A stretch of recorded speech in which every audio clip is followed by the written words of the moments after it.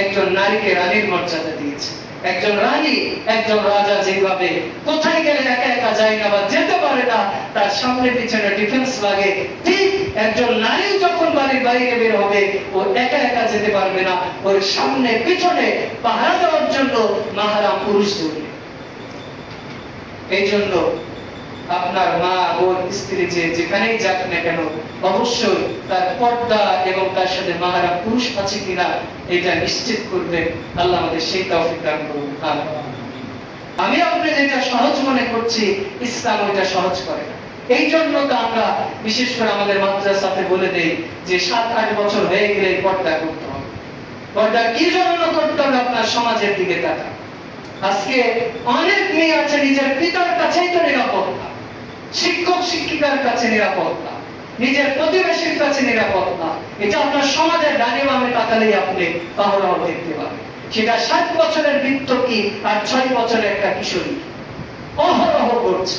এই জন্য ইসলাম পর্দাকে ফরজ করেছে। এই জন্য ইসলাম একজন নারীর সম্মান, ইজ্জত, হেফাজতের জন্য মাহরাম পুরুষ তার সাথে থাকা জরুরি করেছে।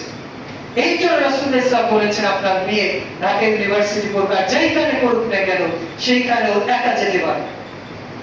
বাংলাদেশ যতই নিরাপদ পরিবেশ হোক না কেন ও একা যেতে পারবে, ওর সাথে মাহরাম পুরুষ থাকতে হবে। অন্যথায় সে মাদ্রাসায় পড়ুক, স্কুল কলেজে ভার্সিটিতে যেখানেই পড়ুক না কেন, ওর মাদ্রাসায় পড়া যতটুকু জরুরি, ওর ভার্সিটিতে পড়া যতটুকু জরুরি, ওর ঈমান, ওর সম্মান, ওর ইজ্জত হেফাজত করা তার চেয়ে আমার আপনার উপর বেশি জরুরি। আপনার মেয়েকে, ছেলেকে আপনি বাড়ি থেকে পড়িয়ে আপনি কোরআন হাদিসের বেসিক জ্ঞান দিতে পারেন, কিন্তু আপনার ইজ্জত যদি নষ্ট হয়ে যায়, যদি ওর সম্মান নষ্ট হয়ে যায়, সংগ্রাম নষ্ট হয়ে যায়, তাহলে আপনি সারা জীবন হাহুতাশ করে বুঝে পাবেন। এই জন্য আপনার মেয়েকে আপনি যেখানেই রাখেন না কেন অবশ্যই তার সাথে মাহরাম পুরুষ রাখতেই হবে। এই জন্য তো ইসলাম একজন নারীকে রানীর মর্যাদা দিয়েছে। একজন রানী, একজন রাজা যেভাবে কোথায় গেলে একা একা যায় না বা যেতে পারে না, তার সামনে পিছনে ডিফেন্স লাগে, ঠিক একজন নারী যখন বাড়ির বাইরে বের হবে ও একা একা যেতে পারবে না, ওর সামনে পিছনে পাহারা দেওয়ার জন্য মাহরাম পুরুষ জরুরি।